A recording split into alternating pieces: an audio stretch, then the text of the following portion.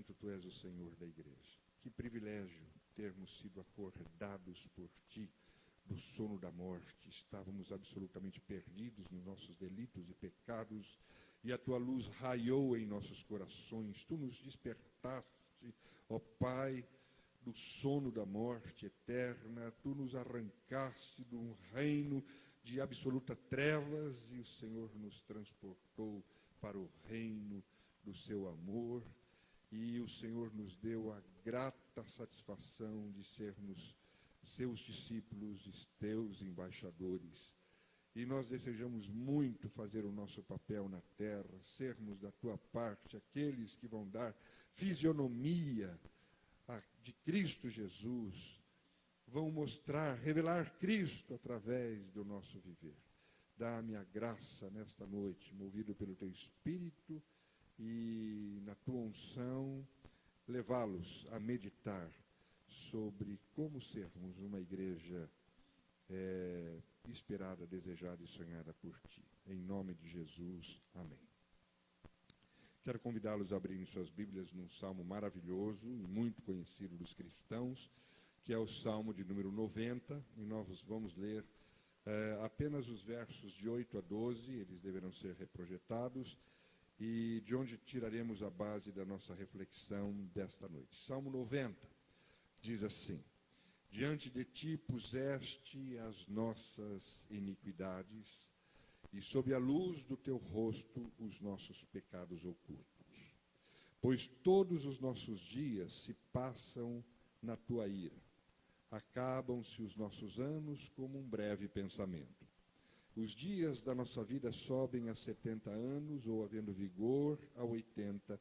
Neste caso, o melhor deles é canseiro e enfado, porque tudo passa rapidamente e nós voamos.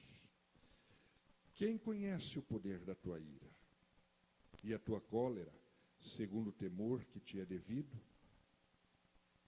Ensina-nos a contar os nossos dias, para que alcancemos um coração sábio. Eu quero conversar com vocês sobre a caminhada da igreja, dando ênfase ao versículo 12, que eu gostaria que os irmãos lessem juntos comigo outra vez. Vamos ler? Ensina-nos a contar os nossos dias, para que alcancemos coração sábio. Outra vez. Ensina-nos a contar os nossos dias, para que alcancemos coração sábio. Nem todos os salmos foram escritos por Davi. Este salmo aqui foi escrito por Moisés. Foi escrito por Moisés num período dramático de Israel, que encontrava-se debaixo da ira de Deus, porque esteve caminhando fora da vontade de Deus. E toda vez que o povo caminha do jeito que quer, isto acende a ira de Deus. E é o quadro que temos aqui. Esta foi uma oração de Moisés, que Moisés fez pedindo a libertação de Israel de uma adversidade nacional. E este foi uma espécie de lamento, uma oração do povo rumo ao arrependimento, uma oração da nação a Deus, que teve como interlocutor, como representante Moisés. E o povo faz esse pedido interessantíssimo, dizendo: ensina-nos a contar os nossos dias, para que alcancemos coração sábio, que deve ser a oração da igreja, especialmente nos nossos dias. E eu queria ver por quê. Antes, vamos entender o que está dito aqui. Obviamente, Moisés não estava se referindo a uma contagem cronológica dos dias do homem na terra. Mesmo porque você há de convir comigo que contar dias não traz sabedoria a ninguém. Pode trazer um pouco mais de experiência, mas sabedoria não. O fato de termos mais dias não traz sabedoria. Hoje, por exemplo, é o meu dia número 20.639. Estou ficando velhinho, né? Quando eu descobri isso, fazendo as contas de quantos anos eu já vivi, então eu até assustei que eu já vivi 20.639 dias. Hoje é esse número do meu dia. Ou seja, eu já vivi 20.639 dias, mas eu acredito que isto não me trouxe mais nem menos sabedoria. Então, obviamente não é dessa contagem que Moisés está falando. Se não é disso, o que é então? Moisés faz referência à contagem de dias baseado na revelação que ele recebeu do Senhor Deus, no registro que está registrada em Gênesis. Então, nós vamos para o Gênesis. E em Gênesis, nós lemos as genealogias. Aliás, um negócio que a gente nunca entende porque é que está na Bíblia, essa coisa de genealogia. Mas tudo que está na Bíblia tem um propósito. Romanos 15:4 diz: porque tudo que está nas Escrituras foi escrito para nos ensinar. Então Moisés está ali pedindo para que ele seja ensinado pela palavra, pelas Escrituras. Qual é o propósito da Bíblia ter sido escrita? Foi escrita para nos ensinar. Moisés está dizendo: ensina-nos. A igreja deve clamar: ensina-nos. Pois bem, aí nós temos as genealogias. E o que é que as genealogias nos ensinam? Vamos olhar para as duas primeiras genealogias. Deveria ser a genealogia de Caim e de Abel, mas Caim matou o seu irmão Abel. Então, as genealogias que seguem são as de Caim e Sete, que foi o próximo filho de Adão e Eva depois de Abel. Gênesis 4, versos 16 a 26. Presta atenção numa coisa aqui. Inicia dizendo assim: retirou-se Caim da presença do Senhor e habitou na terra de Nod, ao oriente do Éden. E coabitou Caim com a sua mulher, ela concebeu e deu à luz a Enoque. A Enoque nasceu-lhe Irade. Irade gerou a Meujael. Meujael a Metusael. E Metusael a Lameque. Lameque tomou para si duas esposas. O nome de uma era Ada e a outra se chamava Zilá.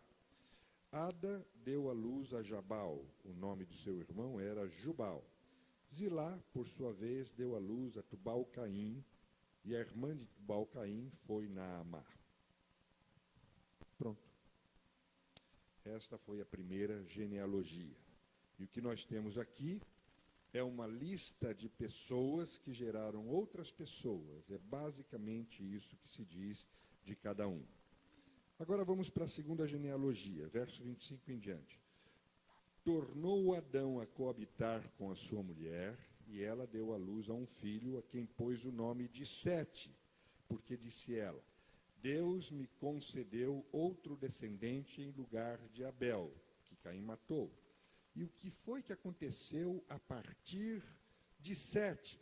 Verso 26. Daí se começou a invocar o nome do Senhor. E há uma diferença. E da descendência de Sete se nota o seguinte, capítulo 5, versos 6 até o 32. Sete viveu 105 anos e gerou Enos. Todos os dias de Sete foram 912 anos e morreu. Enos viveu 90 anos e gerou Cainã. Todos os dias de Enos foram 905 anos e morreu. Cainã viveu 70 anos e gerou a Maalalel. Todos os dias de Cainã foram 910 anos e morreu. Maalalel viveu 75 anos e gerou Gerade. Todos os dias de Maalalel foram 895 anos e morreu. Jared viveu 172 anos e gerou Enoque. Todos os dias de Jared foram 972 anos e morreu. Enoque viveu 75 anos e gerou a Matusalém. Todos os dias de Enoque foram 365 anos. Andou Enoque com Deus e já não era, porque Deus o tomou para si. Olha, Isso aqui é importante. É um alerta para a igreja de Cristo, que por andar com Deus será arrebatada. Deus a tomará para si. Aleluia. Verso 25. Matusalém viveu 187 anos e gerou a Lameque. Esse aqui é outro Lameque. Lameque, filho de Caim, era mau pra caramba. Esse cara aqui andou com Deus, foi o pai de Noé. Foi a pessoa que ensinou o filho a ser o homem mais justo que a terra já conheceu. Então vamos lá, voltando para Matusalém. Todos os dias Matusalém foram 969 anos e morreu. Lameque viveu 182 anos e gerou filho. Pôs-lhe o nome de Noé.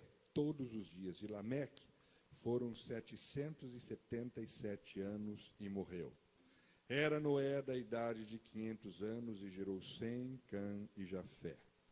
Noé achou graça diante do Senhor. Eis a história de Noé. Noé era homem justo e íntegro entre os seus contemporâneos. Noé andava com Deus. Bom, a gente tem uma diferença absurda entre as genealogias apresentadas aqui. Qual é a diferença entre uma genealogia e outra? São duas. Uma se diz dela que foi vivida fora da presença de Deus, em desobediência, maldade e rebeldia. A outra foi vivida na presença de Deus, em obediência a Deus. De uma se diz que teve dias de cada descendente, e cada um desses dias foram contados e foram registrados. A outra, nenhum dia sequer foi contado ou registrado, ou se fez menção. E aqui está um ensinamento tremendo para nós. O que essas duas genealogias nos ensinam é que os dias que são contados por Deus acerca de nós são somente os dias que são passados na presença de Deus, com ações que glorificam a Deus. Os dias que são passados fora da presença de Deus não são contados. Está dando para entender o recado desta noite, irmãos? Então a pergunta que a gente deve fazer acerca de nós é: quantos dias Deus contou da minha existência? Eu disse que já vivi próximo de 21 mil dias, mas esta é a pergunta que eu faço para mim mesmo. Quantos dias Deus tem contabilizado da minha existência, por terem sido passados na sua presença, em obediência, em temor, rendido à sua vontade? Porque os dias que vivemos por nós mesmos, os dias que vivemos segundo o nosso próprio padrão e interesse, o que pensamos, falamos e fazemos fora da presença de Deus, em desarmonia com Deus, estes dias não são contabilizados. Por esses dias, Deus não se interessa. Esses dias, para Deus não tem o menor valor. Não são contabilizados a nosso favor. Nem sequer diz da nossa existência para Deus.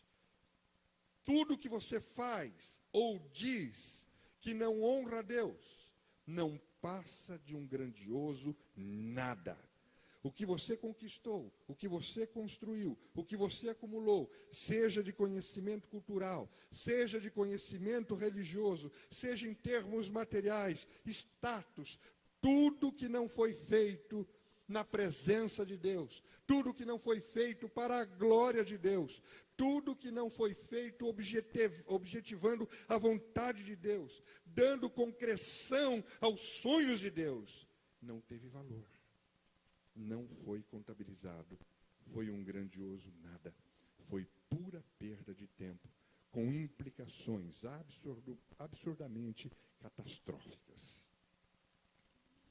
Era isso que Moisés tinha em mente, quando ele orou a oração ensina-nos a contar os nossos dias, para que alcancemos um coração sábio. A oração de Moisés tem a ver com isso, visto que a vida é tão breve, e por ser vivida sob a ira de Deus contra o pecado, o salmista, representando o povo de Deus, implorou a Deus sabedoria na enumeração dos seus dias. O que é sabedoria? Sabedoria é temor a Deus. Sabedoria é levar Deus a sério. Guarde isso. O salmista diz: o temor do Senhor é o princípio da sabedoria. Jesus disse em Mateus 7, 24: o tolo ouve as minhas palavras, mas não as pratica. O sábio ouve e pratica. Vindo as tempestades existenciais, a casa do tolo cai, não se sustenta, e grande é a sua ruína. A casa do sábio não. A casa do sábio, diante das tempestades da vida, ela fica firme, nem sequer se abala, porque ela está sobre a rocha. E você diz: a rocha é Jesus. Mas não é isto que está dito no texto. O que está dito é que ouvir e obedecer a Jesus é estar sobre a rocha. Todo aquele que ouve e pratica as minhas palavras é como o sábio que edificou a sua casa sobre a rocha. Diante disso, tem algumas coisas que Jesus disse que deveria nos deixar incomodados e muito atentos à nossa caminhada como igreja. Pensando sobre essa realidade de Ele olhar para a nossa vida na perspectiva de só considerar os dias que são passados na presença dEle em obediência. Há alguns alertas que Jesus faz que são impressionantes. Aqui em Mateus 7, 21, ele deixou, por exemplo, uma coisa muito intrigante. Ele deixou claro, por exemplo, que não são todos os crentes que entrarão nos céus. Ele disse explicitamente, verso 21, nem todo aquele que me diz, Senhor, Senhor, entrará no reino dos céus, mas aquele que faz a vontade de meu Pai que está nos céus. Muitos naquele dia hão de dizer-me, Senhor, Senhor, porventura não temos nós profetizado em teu nome, e em teu nome não expelimos demônios, e em teu nome não fizemos muitos milagres? Então lhes direi explicitamente, nunca vos conheci, porque seus dias não foram passados na minha presença. Nunca vos conheci, apartai-vos de mim, os que praticais a iniquidade. Olha que coisa dura Jesus está dizendo. E entre elas o fato de que profetizar, expelir demônios, fazer milagres, características de muito poder, diga-se de passagem, não são garantias de salvação. Isso é impressionante. É impressionante. As pessoas buscam ansiosamente essas manifestações, e Jesus diz explicitamente que estas manifestações não são garantias de salvação. E dependendo de como elas acontecem, elas não impressionam em nada Jesus, até atrapalha. A garantia qual é? A garantia é estar na sua presença e fazer a vontade do Pai. O Senhor disse, esse entrará no reino dos céus. Aquele que faz a vontade do meu Pai que estás nos céus. Obviamente que eu não estou sendo contra as ações carismáticas e pentecostais e aos dons, tudo isso é muito importante. Só que não é a garantia.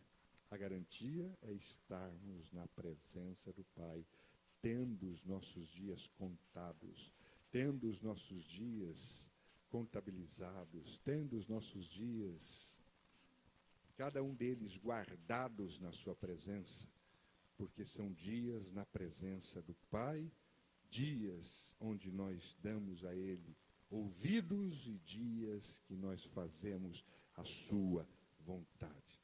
Para Jesus o que importa é a nossa profunda identificação com a pessoa dele.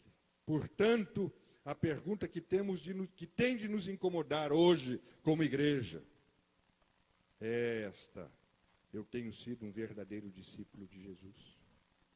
As pessoas estão reconhecendo Cristo nas minhas palavras, nas minhas atitudes? Eu estou saturado dos valores do Evangelho? Eu realmente penso a vida com as categorias de Cristo Jesus? A santidade da minha vida passa por isso. E eu me preocupo com a gente ir com o mundo e nem perceber esse desvio, especialmente nos dias que nós vivemos como igreja. A Bíblia alerta veementemente a respeito de duas coisas sobre a igreja dos últimos dias que são impressionantes. Uma é dita pelo apóstolo Paulo quando ele escreve a Timóteo, capítulo 3, verso 1 a 5 de 2 Timóteo. Ele diz algo que é impressionante sobre a igreja dos últimos dias. Ele diz: sabe, porém, isto, nos últimos dias sobrevirão tempos difíceis, pois os homens serão egoístas. O que é um egoísta? É aquele que se importa com coisas só do seu próprio interesse, só com aquilo que diz respeito a si, só com aquilo que favorece única e exclusivamente a si mesmo. E a Bíblia diz que nos últimos dias a igreja estaria composta de egoístas. A Bíblia diz que Paulo diz, ali estarão os avarentos, que são os mesquinhos, que são os apegados ao dinheiro. Lá vão estar os jactanciosos, gente que fica se gabando do seu feito, gente que fica vangloriando-se, os arrogantes, que desdenha do outro, soberbo, os blasfemadores, que lançam palavras ultrajantes contra Deus, palavras movidas por revolta, por não conhecerem o caráter de Deus, o amor de Deus, se levantam ofensivamente contra Deus por causa daquilo que veem, sentem e não conseguem discernir e acusam Deus. Os desobedientes aos pais, os ingratos, os irreverentes, que são desatenciosos, que não respeitam o próximo, os desafeiçoados, que não é só não gostar de alguém, mas é viver uma inimizade contra o outro. Os implacáveis, que não perdoam, que não abranda, que é um insensível. Os caluniadores, que difamam o irmão, que faz acusações falsas. Os sem domínio de si, os cruéis, que cometem maldade com prazer, que prejudicam o outro com palavras ou ações, fazendo-o sofrer com tormentos. Inimigos do bem, traidores, atrevidos, que é o cara grosseiro, os enfatuados, os vaidosos, que são mais amigos dos prazeres que amigos de Deus. E o Senhor disse, tendo forma de piedade, negando-lhe, entretanto, o poder, foge deles. Inacreditável. Paulo disse que isto estaria dentro da igreja, que isto seria praticado pelos irmãos. Ele não está fazendo um relato do mundo, ele está fazendo um relato da igreja. Não é o que estaria acontecendo na vida dos iníquos, é o que estaria sendo vivido pela igreja. Percebem como isso está diretamente ligado muito mais à genealogia de Caim, quando na verdade deveríamos ser uma geração de Sete, uma geração voltada para Deus, uma geração andando com Deus, uma geração em santidade, obediente, justa, lutando pela unidade, fazendo bem, vivendo o amor, preparando-se para ser tomada por Deus, da mesma forma como aconteceu com Enoque. Você pode acreditar que a igreja dos nossos dias tenha chegado a este ponto? E Paulo continua e diz: se tornaram gente que aprende sempre e jamais podem chegar ao conhecimento da verdade. E do modo por que Janes e Jambres resistiram a Moisés, eles também resistem à verdade. São homens de todo corrompidos na mente, réprobos quanto à fé. Eles, todavia, não irão avante, porque a sua insensatez será a todos evidente, como também aconteceu com a daqueles. Já está decretado. Quem agir assim na igreja não irá avante. Triste, muito triste, o cenário da igreja dos últimos dias. Os dias seriam difíceis, não é por causa das catástrofes, por causa dos cataclismos. Paulo diz que os dias seriam difíceis na igreja por causa desse tipo de gente presente na igreja. Mas ele nos alerta, como alertou a Timóteo: tu, porém, tens seguido de perto o meu ensino, o procedimento, propósito, fé, longanimidade, amor, perseverança. Tu, porém, permanece naquilo que aprendeste, de que foste inteirado, sabendo de quem aprendeste, e que desde a infância sabe as sagradas letras que podem tornar-te sábio para a salvação pela fé em Cristo Jesus. Ensina-nos, Senhor, a contar os nossos dias, para que nós tenhamos o coração sábio que sustentará a nossa salvação e que nos levará em glória ao pódio da história. E Paulo diz: toda a Escritura é inspirada por Deus e útil para o ensino. Ensina-nos a contar os nossos dias, para a repreensão, para a correção, para a educação na justiça, a fim do que o homem de Deus seja perfeito e perfeitamente habilitado para toda boa obra. Meus amados, é isso que queremos ser, o cumprimento dos sonhos de Jesus. Deus olha para uma igreja que vai ser muito atacada nesses últimos dias, mas Ele olha para a igreja vitoriosa, onde Ele vai encontrar perfeitos filhos e perfeitamente habilitados para toda boa obra. Mas para que isso aconteça, eu e você precisamos orar como Moisés. Ensina-nos a contar os nossos dias, para que alcancemos coração sábio, porque os dias que são contados por Deus a nosso respeito, os dias que são considerados por Deus a nosso favor, são somente os dias que são passados na presença de Deus em ações que glorificam a Deus. O segundo quadro da igreja dos últimos dias, quem nos apresenta é o apóstolo João. Apocalipse 3:20. Ele diz: eis que estou à porta e bato. Se alguém ouvir a minha voz e abrir a porta, entrarei em sua casa, cearei com ele e ele comigo. Esse é um texto comumente usado para evangelização. Mas esse texto não foi escrito para incrédulos. Esse texto foi escrito para a igreja. Esse texto foi escrito para as últimas igrejas, para 7 igrejas do Apocalipse. ao anjo das igrejas, aos pastores da igreja. E a última igreja anunciada no Apocalipse, Laodiceia,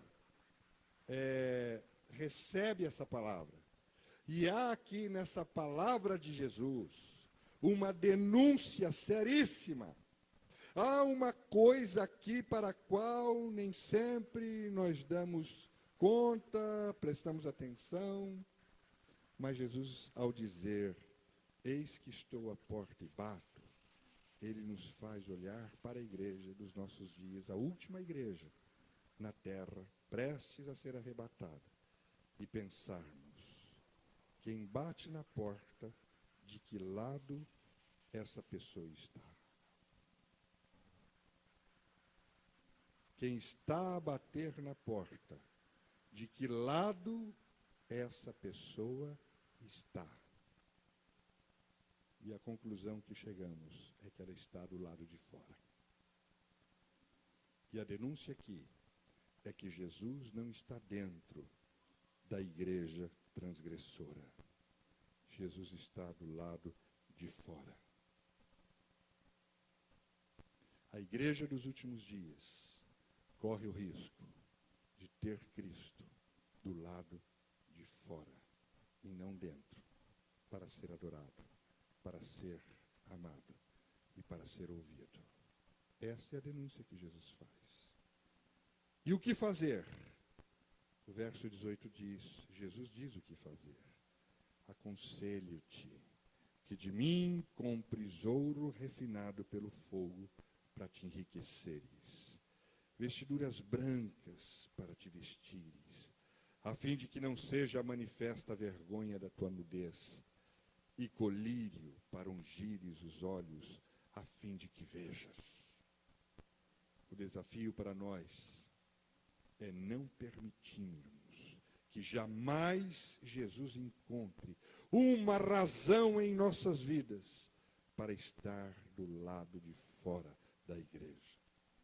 E o que nos garante isso, amados, é um coração sábio, revestido pelo ouro refinado pelo fogo, vestido com vestiduras brancas e ungidos, com os nossos olhos abertos para vermos no reino espiritual as conquistas de Deus. Isto nos conduzirá ao pódio da história como vencedores. Então hoje, com muito temor e tremor, eu não subo aqui com voz de juízo, absolutamente. Esta voz ninguém pode soar, só o Altíssimo. E a voz do juízo do Altíssimo é voz de trovão. Que eu e você acredite, não vamos querer escutar um dia na vida da gente. Eu subo aqui com voz graciosa, eu subo com voz de pastor, subo no máximo com voz de atalaia, de quem avisa, subo no nome daquele que diz, ao vencedor, dar-lhe-ei sentar-se comigo no meu trono, assim como também eu venci e me sentei com meu Pai no seu trono. Foi o que disse Jesus. Quem tem ouvidos, ouça o que o Espírito diz à igreja. Quem deseja ser esta igreja? Eu desejo. Você deseja? Então vamos encerrar dizendo juntos, novamente, com essa consciência que nos foi trazida nesses minutos. Com bastante consciência, juntos. Ensina-nos a contar os nossos dias, para que alcancemos coração sábio. A minha vinda aqui consiste em dizer para você, meu amado, em o nome de Jesus, que o desejo do Senhor é que você siga orando todos os dias da sua vida esta oração, até a gloriosa vinda do Senhor. E nós nos encontraremos lá, no pódio da história, triunfantes, como Ele prometeu, porque os nossos dias foram passados na sua presença e foram contabilizados a nosso favor. Glória seja dada ao Senhor, ao Eterno. Amém. Oremos ao Senhor. Baixe a sua cabeça.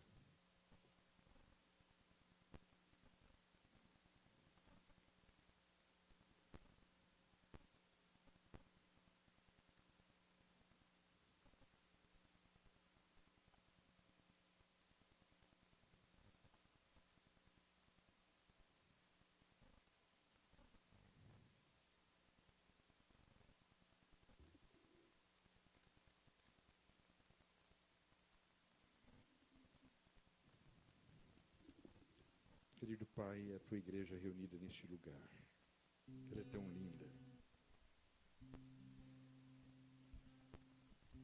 Mas para que ela seja a igreja gloriosa e vencedora, e a igreja para quem tu olhas e num piscar de olhos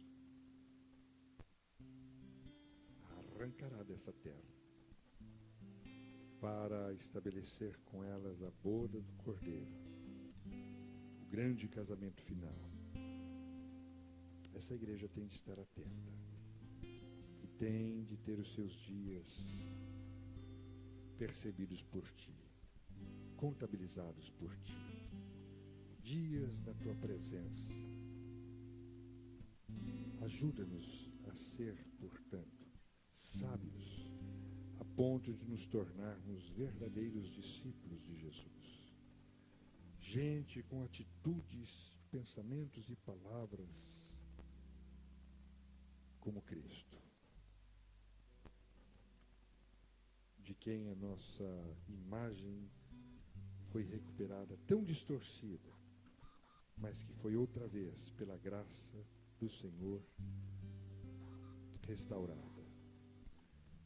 Que nós possamos viver os nossos dias fundamentando-nos nos verdadeiros valores do teu reino e do teu evangelho. E que nós possamos caminhar em santidade, num profundo e poderoso relacionamento contigo, para que as pessoas possam perceber a diferença entre os homens da terra e a genealogia dos santos. Para a glória do teu santíssimo nome, nós oramos e abençoamos esse lindo rebanho. Guarda-os poderosamente com o teu Espírito. Guarda o anjo desta igreja com autoridade na vida e na pregação da tua santa palavra. Coroa-o com graça de ver os resultados das obras das suas mãos, bem como toda a sua equipe. Nós os abençoamos a cada um em o nome de Jesus. Amém.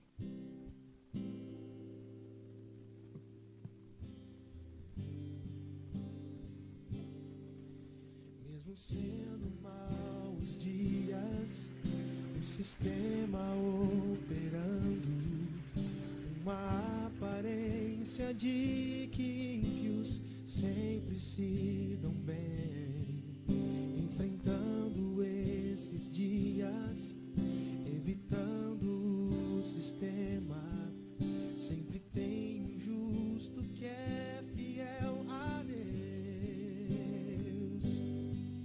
E a resposta do Senhor para aquele que o buscar é promessa que devemos esperar, confiar, mesmo que demore, nós devemos esperar, porque Ele é fiel, sempre cumpre sua palavra.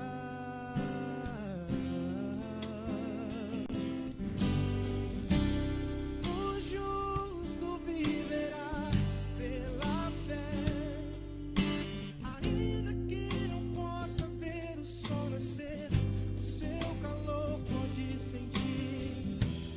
Exulta no Senhor e alegra-se no Deus da sua salvação,